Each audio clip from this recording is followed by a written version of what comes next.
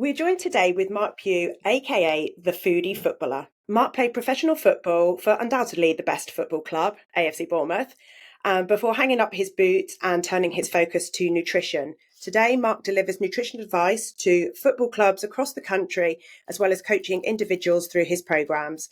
Thank you very much for joining us, Marc. So before we start chatting about one of my favourite subjects, which is food, perhaps you could elaborate a little bit more on your background.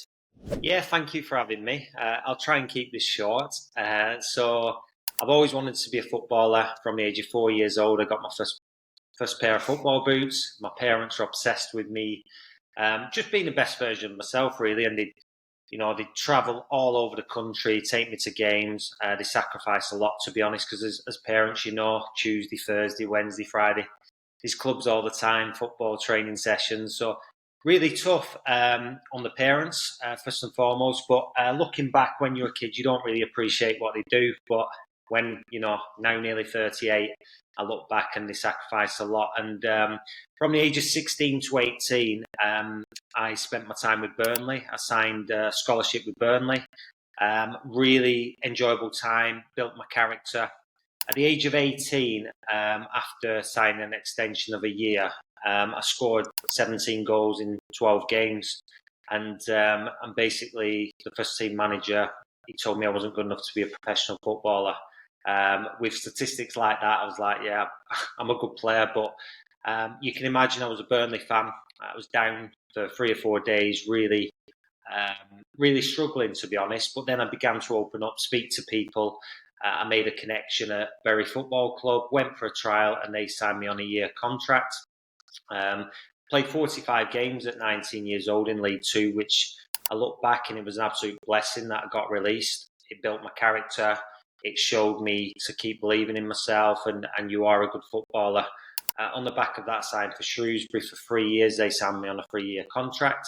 2 years into that contract, about 18 months, 2 years into it, I was on my honeymoon at the time with my wife. We got married quite young, and I got a phone call off my agent saying that the new manager who'd come in at Shrewsbury, he didn't see me in the plans. So basically, they didn't want me at the club for that final season of my contract. So on my honeymoon, you can imagine all the questions my wife had. We're going to pay for a honeymoon, we're going to pay for a wedding.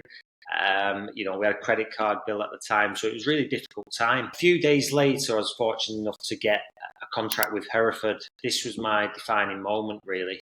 23 years old, I was like, I'm not getting any younger. I really need to make a go of it now.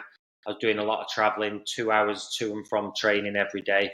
I stayed over on a Friday night for the games, but I really did push myself. And that season, I scored 14 goals, got 9 assists, and 3 of those goals were against Bournemouth, the mighty Cherries, and 2 in the home fixture, 1 in the away fixture. And Eddie Howe took a shining to me. And to cut a very long story short, because that was a roller coaster ride, I spent 9 seasons with Bournemouth, got 2 promotions from League One to the Championship to the Premier League, and then that was an amazing part of my journey. I also played for Hull and QPR. During my time with Bournemouth, when we got promoted to the Championship, I thought, how do I gain that edge? Because I've never really tested myself at Championship level. So I decided to do an 18-module diploma in nutrition for fueling performance, recovery, and overall health and well-being. And it took my game to the next level. I was running further in games. My performances were better. Recovery was better. And most importantly, I felt healthy from the inside out, and my mental clarity and my presence with my family was a lot better. So, that's my journey in a nutshell. There's a lot more to it, but I don't want to talk forever. So, yeah. Yeah, no, thank you. And it's also really interesting, I think, it's the final part that you've said is when the nutrition came into play. The presumption is you're in a club, everybody expects you to be having all your food produced for you. That's from the outsider's perspective. Yet you've now really drilled down into the nutrition side of things, and you're seeing the results. It's kind of that 1% thing, isn't it, where you just make these small tweaks and see the improvements. It's improving the small percentages in your daily life. No one's perfect. It's not about perfection. It's about progression and just trying to be the best version of yourself. Now, it wasn't instant, after 2-3 weeks, I wasn't like, these massive changes here.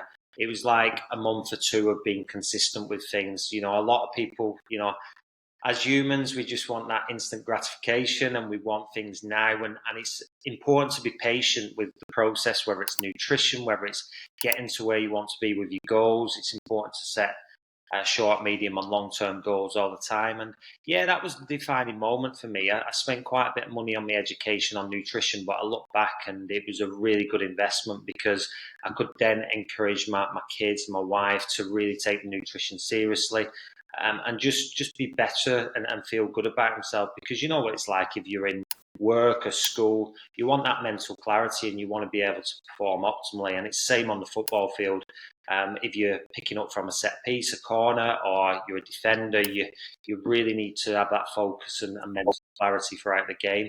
And also, fueling the body is so important. So we're not going to put petrol in a diesel car. We're not going to put diesel in a petrol car. So our body it thrives off good food, good nutrition, and yeah, I became really passionate about it, and I'm definitely obsessed with it now. I try and avoid ultra processed food as much as possible. Don't get me wrong. If I go out for a meal with a family, then sometimes you make the best choice you can. But yeah, you do get sucked in, especially with marketing. Marketing's a wonderful thing. So yeah, it's a tricky one. So what would you say are the most common nutritional mistakes that you're seeing young athletes or the parents of young athletes making? Yeah, I think we all buy into marketing. So these products are marketed to be really healthy when they're really not. You see a lot of young kids now walking around just randomly having these Laceeze drinks just for the sake of it. Prime drives me insane, to be honest. It's really bad for the gut microbiome. Loads of sweeteners, additives into it. So yeah, and you things such as Monster and Red Bull, really, really poor for the body. So yeah, sports drinks, all these energy gels, high sugar foods, and it's important we try and balance our blood sugar levels for long sustained energy throughout the day. And if we're having fluctuations in blood sugar all the time, by eating too many sugary foods, ultra processed foods, then it really can affect, the way we feel, our gut microbiome, and our gut microbiome's everything. It sends nerves signals all over the body to promote energy, mental clarity, and just that feel good factor. So I think, yeah, avoiding ultra processed foods is the biggest piece of advice I can give to anyone. And I suppose for anybody that's listening to this, we would say that ultra processed food, it's one of those really kind of like grey areas, isn't it? Because things can be packaged up, for example, a grenade bar, high protein. Immediately you think, brilliant, I'm getting the protein I need in a chocolate bar. But that's an ultra processed product, isn't it? Something in a packet like that. Is that right? Yeah, so I speak big on this in my presentation. So reading the ingredients on the back of a package. So make sure you always read the ingredients. Don't look at the front. Don't see high protein, low sugar and think it's really healthy for you, because that's exactly what the Grenada bar's got on the front. And then you turn to the back and it's got a list of about 25, 30 ingredients. You've got things such as humectant, E-numbers, sweeteners, all sorts of different additives in there in these products. So just need to be really careful. Even bread. So, we think every brown bread and wholemeal bread's healthy for us, but it's not. There's a lot of E-numbers in them. So you need to be really careful. Read the bread packaging. Bread should be made of flour, salt, water. And then, if you buy a seeded one, maybe have your odd linseeds or pumpkin seeds, something like that. And if you buy a bread and it lasts 10 days, then there's no point buying it because it's highly processed. If you get a bread from the fresh part of the bakery in Aldi or somewhere like that, then it's going to be a lot more beneficial for you. You mentioned things like Prime, Lucozade drinks. If I can just rewind back, so what role does good hydration play in sort of maintaining the peak performance for young athletes? But then also, how should these children be getting, their optimal hydration? Should it just be water, or are there some other tips, especially if we're saying avoid a bottled Lucozade or, energy drink? There are other energy drinks that exist. So yeah, there's loads out there, and water is so important. Drinking up to 3 litres a day is optimal. And then for young kids who are really active as well, they lose a lot of salt, they sweat a lot. So 3 to 4 litres, there's these old guidelines of drink 2 litres of water, but I feel that's for people who are just sedentary and don't move all day, because every time we move, we need the water. I'm forever shouting to my kids upstairs, "Is your water bottle full?" Um, but not even in school. I said, look, whenever you've got chance in breaks and stuff, then get your water down. It's so, so important.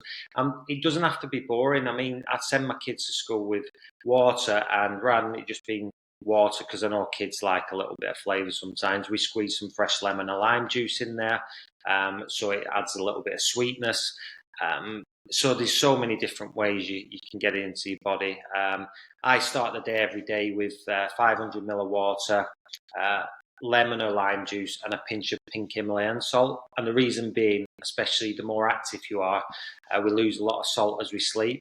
And that drink is like a natural electrolyte. It balances your minerals in your body. Get a little bit of sodium from your salt, and then your acidity from your lime or your lemon, and it just sets your metabolism up for the day. And I've gotten really well with it for the last, been consistent now with it for 9-10 years. So and that the Himalayan salt with a squeeze of lemon or lime and water, you don't need to be adding electrolyte powders or anything to your drinks bottles prior to sport, would you say? Yeah, well, I didn't do particularly well with electrolyte drinks when I played. It caused me a lot of gut issues. So I just thought, well, there must be some other additives that aren't mixing well with my body. So I used to take that drink with me in a bottle, just for at half time and before games and stuff. And I never really suffered from cramping, because a lot of people suffer from cramping if they've got an imbalance in the body. So I think that worked really well for me, and I just tried to be as natural as possible. Even with halftime fueling and snacks and stuff, I'd avoid the energy gels, and I'd just take some dried medjool dates with me, raisins, things such as rice cakes. I'd even take a little pot of honey with me and have 2 teaspoons of honey, because it was a more natural approach. And okay, so that's really great tips for sort of half time. We go back to, so I mean, a lot of our audience are sort of school age children, so parents of school age children. So what should parents be really thinking about? Life is very busy for parents. So a lot of kids are going to school with lunch boxes. They're then being picked up from school, probably slung in a car, given a quick snack, change of clothes in the car, and out they go to training sessions. What should we be putting in a lunchbox during the day, and then moving further on when we get them and we're going off to a training session and we've got to kind of do an eat on the go? What would you recommend for those parents? So there's loads of different variables. I mean, you might pick up your child from school at, say, 4 o'clock, and you got training at 6 o'clock, and then you might have a journey straight to training. So my best investment, and the lads used to give me a bit of banter for it, was a cool bag backpack. So I got it off Amazon, and I stuck some ice bricks in the bottom. And same with parents, you can just get a cool bag or a cool bag backpack, stick some ice bricks in, prep some overnight oats, cold porridge, even pancakes. So you can prep them the night before, or during the day you can eat them cold with a little bit of natural yogurt and maple syrup. There's loads of different prep ways in which you can get some fuel inside your kid's body. That's for after school. And then during school, there's nice healthy snacks you can give them, such as energy bliss balls, protein balls, banana bread you can eat cold, wrap it in some tin foil or whatever works. And there's some good choices you can prep. Same with wraps, so wraps, cold pasta. And if you've got your ice bricks and your kids are able to pack it in a bag or get a backpack, then it's really beneficial, because I know in schools sometimes you've got some really good options with school lunches, but the majority of the time, especially 2 or 3 days out of the week, it's chips with pizza or hot dogs or something like that. And it makes it really difficult, because at the end of the day, the kids, they're going to choose whatever option they fancy at the time. I think it's also that if they're they'll turn up with a healthy lunchbox, and then their peers are having the pizza and chips.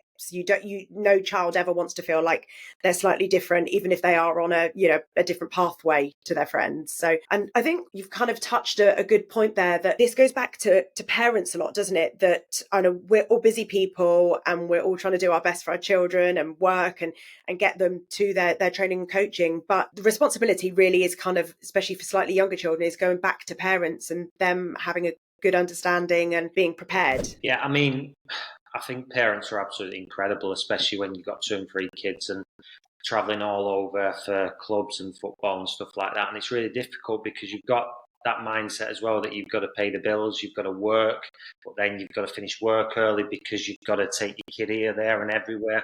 And it's tough. You've got to balance it, and it's all about that preparation. So I know for a fact. I mean, I was on the road Thursday, Friday, and I knew I had a weekend of really catching up on everything. So when I went away on the Wednesday, I knew I was going to be getting back Friday late. So it's all about that preparation. So on the Tuesday evening, when I was making dinner for the family, I tripled the portion up and stuck it in some Tupperware and made sure I had some food for me when I got home on Friday, because I knew I was getting back in at 9 o'clock. And my mindset is, right, I've had 2 days on the road. I've got to do a gym session. I've just got to do it. So I got in at 9. Kids were already in bed. So I did my gym session and then had a bit of food and went to bed. So yeah, I mean, as parents, we've really got to prepare, because otherwise it becomes really difficult, really overwhelming, and you feel like you've got about 10 jobs to do in the space of an hour. So, yeah, just if you prepare 2 days in advance, it makes life a lot easier. I know when I had two and I was juggling both of them, doing their sport, different places, different times, the slow cooker was my best friend. That was kind of leave it go. And actually, it's the most lovely smell when you come home. You've been out all day, it's freezing cold, juggling, and just walk into that hit of like, dinner is ready. Yeah, I couldn't agree with you more. A slow cooker's a game changer, especially this time of year. In summer, you don't really use it as much because it's warm. You don't really fancy nice hearty meals, but you can make really healthy meals in the slow cooker. I've got loads coming up on it if you want to give the Foodie Footballer a follow. I've just done a recent one actually, so it's a Thai beef, and I'd have to say it's the best slow cooker meal I've ever made. And sometimes I'm a little bit underwhelmed with a slow cooker meal. It tastes very samey, but it's a really simple one to put in 7, 8 o'clock in the morning, and you can just let it cook for 12 hours till you come home. You know, you might have to take your son, your daughter to training. You might not get in till 8 o'clock at night, but it's one of them meals that are just, because it's a big joint of beef, it just melts in your mouth. It's beautiful. Sounds amazing. Is that on your website or your Instagram? Yeah, so it's on both. There's a video to go with it on my Instagram, and then on my website you've got the recipe and method as well. But there's not really much of a method to it. It's chuck everything in the slow cooker, and then when you get home, all you need to do is shred the beef into the sauce and then squeeze some lemon juice into it, and then you can serve it with some microwave rice. Get a microwave bag rice again, because it's packaged. Read the ingredients. Make sure there's not loads of additives. All you need in a microwave bag of rice is like maybe 1% oil and then 99% rice. So yeah, just be careful. There's also rice noodles that you can have with it really quickly. Some pasta takes 10 minutes to put on. So yeah, there's loads of options with it. I even served it with mashed potato and tender stem, just for something a little bit different. Sounds amazing. We hear a lot from parents that say it's actually costs too much money to eat healthily. And is that fact, fiction? And if it obviously isn't true, how are sort of budget conscious parents able to fuel their kids in a really nutritious, healthy way? Yeah, so I mean, the amount of times I've been into Aldi, I get a lot of my produce from Aldi because I think it's really good value, especially fruit and veg. It's good quality as well. I've been in the queue and I've looked at trolleys in front of me, and they've got a trolley full of ultra processed foods, and you get to the end of the till and it's 110, 120 quid. Whereas I've got like 4 or 5 days worth of meals. I've got all my protein sources, got all my veg and fruits. I've got, a mix of a lot of produce, pasta, rice, all that kind of thing. And it cost me about 60 quid. And I'm looking at it thinking, the trolley in front, they've not actually got any meals. It's just filled full of rubbish, cereals and things that are going to affect your health. So yeah, I mean, it can be really cost effective. And if you prep in advance, so for example, I say to a lot of kids, how much does it cost you now for a McDonald's or a KFC? And they're like, maybe 5, 6 quid for a meal or something like that. I'm like, right, okay. So if I go to Aldi, I buy a pack of chicken thighs with the skin on and bone in. I think they're about £2.80, £2.89 for 7, 8 pieces. And then you've got your tender stem, you've got your sweet potato, you've got your microwave rice bag. You can have your other veggies of choice. And you're not even spending a tenner, to be honest. And you can prep 3-4 days worth of meals with that. Really simple, really easy, and then you can just add you've got spices in the cupboard anyway, I presume, and you can add a little bit of soy sauce funny to the meals. Soy sauce funny, ginger, garlic, chili with chicken's an absolute game changer combination. And so yeah, I mean, if we're cooking every day, it can become quite expensive, but if you're doubling and tripling up the portions for the family and sticking it in Tupperware, then it's definitely a game changer and really cost effective. And we don't need to be buying organic all the time. There are certain foods that maybe you need to buy organic, such as I don't do it all the time, I'm not going to lie, but strawberries, they are heavily sprayed with pesticides. If they're not organic. So yeah, it's just something to be aware of. So what I take from that is it's a question of just being organised, getting your prep done in advance, and this real change of habit of not going for the easy option, the thing that's ready made, or the takeout. It's kind of a lifestyle change, isn't it? Yeah, I think a lot of people fall short on the snacking as well. So every Sunday evening, I don't know whether you've seen the Instagram. I'm sure you'll see it all over it if you follow me. I always prep about a week's worth of snacks and healthy snacks. So it'd be my homemade granola on a Sunday. The wife does that because hers is better than mine, so she preps that. I do ginger shots. We roast a whole chicken in the air fryer for a quick protein hit and shred it up just so it's in the fridge. Do some boiled eggs, stick them in the fridge. There's loads of different ways in which you can prep food, have it in the fridge, so the kids aren't just reaching for crisp chocolate and biscuits. And the easiest thing to do is not have it in the house as well. Now, don't get me wrong, my kids have a little treat if they eat all the vegetables and dinner. You don't want them thinking that you're this obsessed freak of a dad and they can't have anything, because the last thing I want them to do is eat the most perfect meals all the time and then go away from home and just rebel and then just fall off a wagon and start eating all rubbish. So it's getting that balance for kids. We talk about your ginger shots. I've sampled those before, and they're pretty fierce. So can you just tell our listeners kind of what the benefit of the ginger shots are?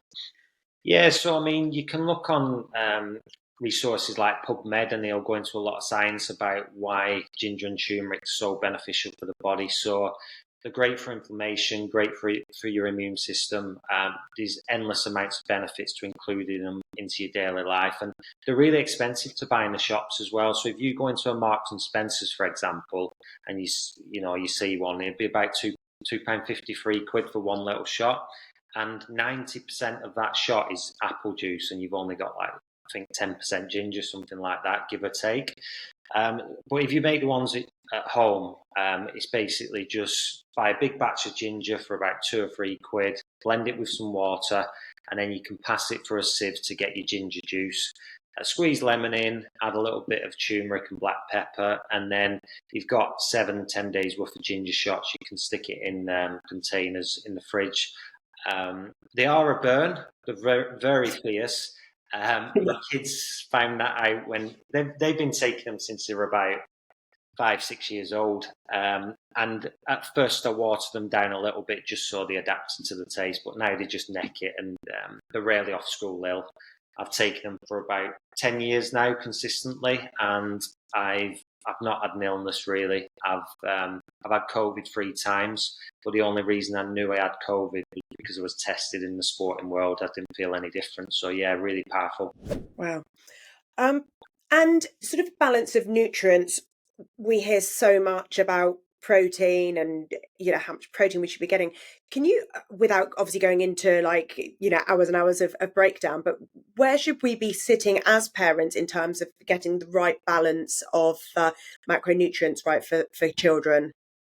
Yeah, so like you mentioned there, it's all about balance, and I always go off about 2 grams per kilogram. So if your son or your daughter weighs 50 kilograms, try and get 100 grams of protein a day minimum, depending on the goal as well. If they're really active, then there's no reason why they can't get that in, and that's quite simple really, because if you're having 3 meals with protein in, say a chicken breast for example, give or take, I think about 150 gram chicken breast would get you about 35 grams of protein. So it's a big hit.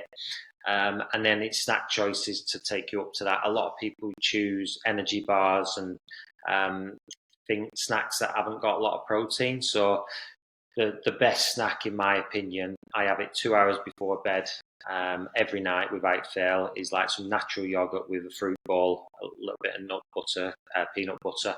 I always include some kiwi in that as well, and cherries when I can, because kiwis and cherries are naturally rich in melatonin, which helps promote quality sleep. So I always try and get that in 2 hours before bed.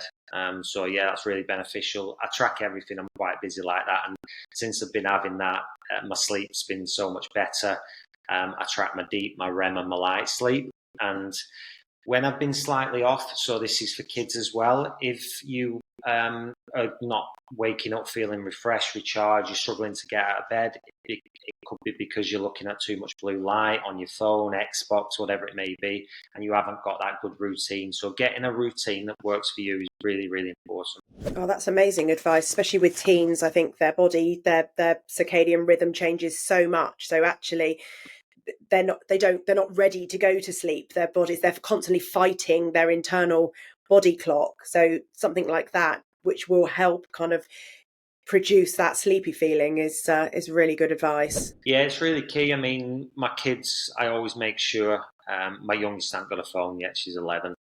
So I'll try and drag that out longer as I can, to be honest. My oldest, who's 13, she's got a phone, but I make sure her phone's on charge outside her room by 8:30. No later, because she usually goes to sleep about 9:30. So within an hour of going to sleep, it's that wind down time. And she says, "Oh, why are you being so strict?" And I'm like, "Well, no, you will realise it is important for you, and it's not about being strict. It's because I care about you, and I care about the way you perform at school, and when you're older, hopefully you'll look back and thank me." So it's about being a parent and not the best mate sometimes. But obviously you want to get that balance. You don't want your kids resenting you. But I think they do realise that it is really important for them. And once or twice I've let her do what she wants, and then she's woke up groggy the next day and she's realised, yeah, it's because I was on my phone. I wasn't, I should have had a better night's sleep and routine. So it is important to test the theory as well and let them get away with certain things and then see how they feel. And they realise how important that routine is for them. Yeah, I suppose that comes with age as well, doesn't it? Of actually understanding your body and how you feel and being able to acknowledge it. Yeah, of course it is. I mean, when my daughter's had sleepovers as well, because she eats so well at home, the amount of times, so this is going back about 3, 4 years now, I got a phone call at 11 o'clock saying, "Oh, you might have to come and pick Hallie up. She feels sick as a dog." I was like, "Oh, right, okay, what's she been eating?" And she said, "Oh, she's had loads of sweets, pizza. She had a fizzy drink." I'm like, "Right, okay." So I ended up driving 45 minutes to go pick her up at 11:45 at night. And then I got there and she turned around and said she feels a little bit better. So I had to drive back home when she stayed. So it's just once you tune your body, you fine tune your body to be nutritious, healthy. It doesn't crave all these unnecessary, unhealthy foods. And it's good that your kids, when they're at that age, they can make good choices for themselves. I think that's the key, education. If we can provide the education to our kids and then let them make their own choices, I think it's important that we don't force them to do anything. I think if we can get to that stage where they can make good choices without our help, then that's what we want. And parents that say that their children are fussy or a picky eater, how do we handle that if they play a lot of sport? So we know they need to be fueled correctly, but it's like, it's a challenge to get them to eat anything healthy. Yeah, so I mean, with vegetables, I mean, let's be honest, kids like things sweet. So let's look at natural ways to add some sweetness to our food. So everyone loves roasted veg. So whenever I do vegetables, whether it be like beetroot, say asparagus, broccoli, sweet corn, I always roast it. And then just towards the end of the cooking, 5 to 10 minutes before, I'd add drizzle of honey, something like honey or maple syrup, and it really sweetens the veg. It takes that earthiness taste away from it, and it's a good way of getting veg into your kids if they struggle. Same with salads.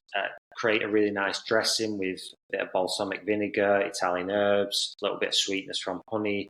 Add whatever herbs and spices, salt and pepper to it, and just drench it in it. Because olive oil, extra virgin olive oil, is so beneficial for the body. Healthy fats, full of antioxidants and polyphenols, which help with recovery, with inflammation.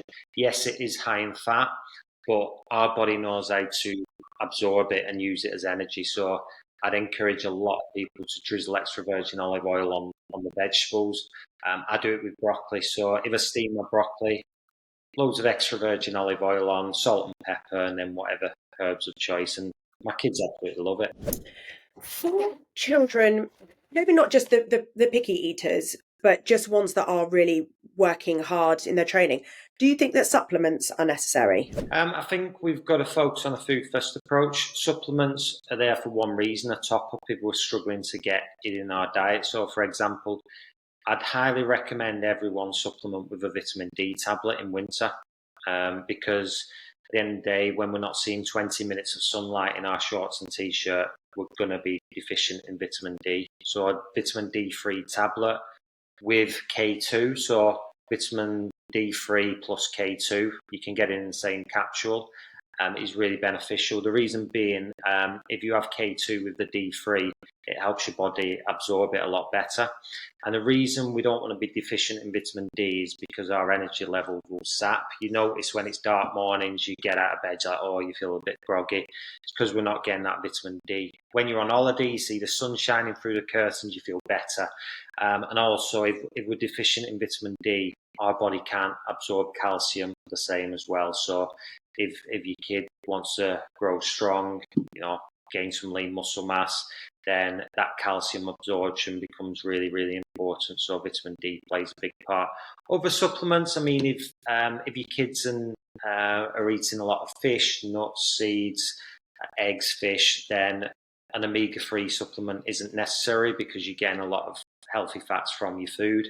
But if they don't eat them types of food, then yeah, maybe an omega-3 6 supplement is necessary. But it depends on the age as well. I mean, I wouldn't recommend too many multivitamins. We should get it through our food by having lots of colour. So there are other supplements as you get older, things such as maybe collagen, creatine, these types, protein shakes that they might need if they're playing football 2-3 times a week, and then they've got training as well. So yeah, I mean, it depends on the age really. Yeah, that actually leads me to another question. It was where do you sit with protein shakes? So again, leading back to the conversation we had on reading ingredients, protein shakes serve a purpose. If you're struggling to get your protein requirements in, yeah, they can be really beneficial. But if you're having a protein shake that is full of sweeteners and really sweet, and it plays havoc with your gut microbiome, then it's not worth taking them. The ones that are really good can be really expensive. There's an organic one that I spoke to a client about the other day. She said, "Is this one okay?" And it's probably as good as I've seen on the market. It's whey protein, coconut sugar, and then I think there was one other ingredient. And it's very rare you see like three ingredients in a protein shake. There's usually about 20 to 25. So they can be beneficial depending on the child's goal. Yeah. And caffeine. Should young athletes be consuming caffeine? My kids like a coffee. I make my kids a nice latte, a double shot of espresso. Sometimes they have decaf, a little bit of milk, a little squeeze of honey with some ice in the cocktail shaker. Give it a shake, and that's a nice homemade one. I mean, the ones they have at Starbucks with all the syrups in it drives me mad. 4 or 5 pumps of syrup. It's really, really high in sugar. So, I mean, depends how they take to caffeine. Everyone absorbs caffeine differently. I have probably 2 or 3 double espressos every day. I love it. Can be really beneficial for performance.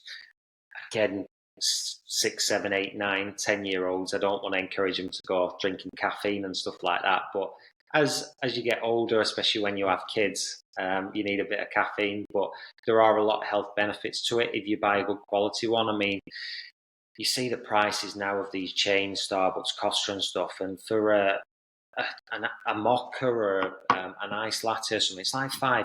I couldn't believe it when I walked in the other day. Whereas I invest in a coffee machine and I get my own beans, and I just buy organic beans from like a good independent coffee shop, and it costs me about £8, and I can get about 15 coffees out of that. So for that price, yeah, you might invest in a coffee machine, but it's well worth the investment in the long run. If you were to give one sort of piece of nutritional advice to a child starting out in football or any other sport, what would that be? One of my favourite quotes in life: "Hard work beats talent when talent doesn't work hard." Always work hard. Um, it's a short career, football, so just give it everything. If you want to be a professional footballer, work hard, play with a smile on your face, and enjoy it. A lot of people get caught up now with modern day football, social media, like, oh, I have to be with an academy. It's not the case. I mean, I didn't sign. Well, I was playing grassroots football up until the age of 14, and then Burnley signed me. I was just enjoying my football with my mates, playing with a smile on my face, scoring goals, and I wasn't focused on, oh, I've got to get to an academy, because otherwise it can consume you. It's all you want, and then you neglect your schoolwork and various other things. So getting balance, playing with a smile on your face, enjoying it. I think that's the most important thing, and just working hard.